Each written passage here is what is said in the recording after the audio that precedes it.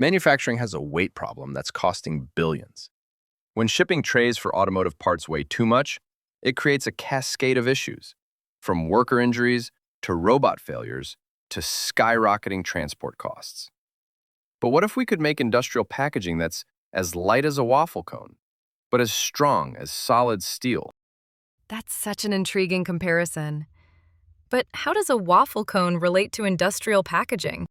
Well, think about it. A waffle cone uses a fraction of the material of a solid cone, but maintains its structural integrity through that honeycomb pattern. That's exactly what structural foam injection molding does for industrial packaging. It creates parts with a solid outer skin, but a foamed core inside. So, how significant is the weight reduction we're talking about here? The numbers are pretty remarkable. Traditional injection molding requires about 3 to 4 tons of pressure per square inch, while structural foam operates at just 1 ton. That translates to parts that are 20 to 30% lighter while maintaining comparable strength. Those statistics are fascinating, but surely there must be some trade-offs with this process. You're right, the surface finish can show swirl patterns, which is why you won't see this used for visible car parts. But for industrial packaging, those cosmetic issues don't matter nearly as much as the practical benefits. How does this actually impact the day-to-day operations in a manufacturing facility? Picture a robot arm that needs to move shipping trays every 30 seconds, 24 hours a day.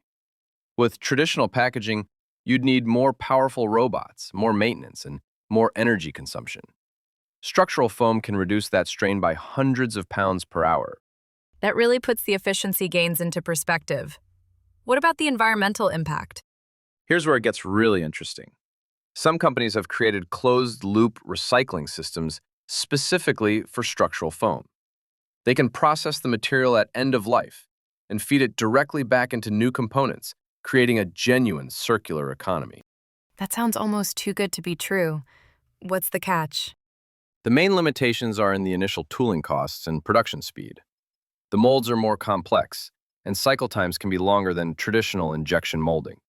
But for large-scale returnable packaging that needs to last years, those upfront costs are often justified by the long-term benefits.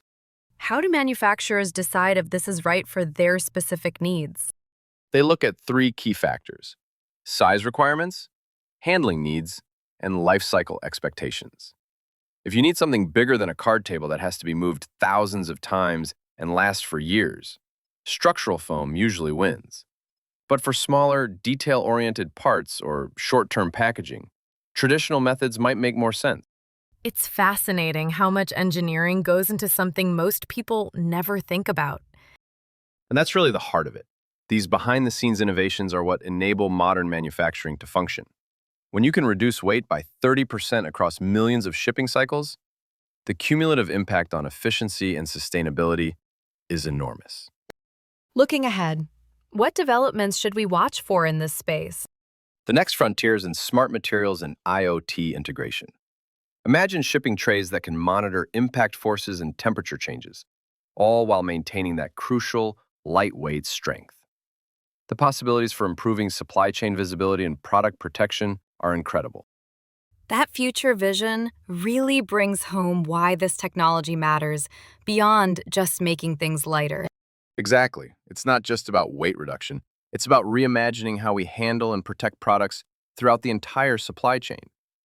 When we solve these fundamental engineering challenges, we create ripple effects that improve efficiency, sustainability, and worker safety across the entire manufacturing ecosystem.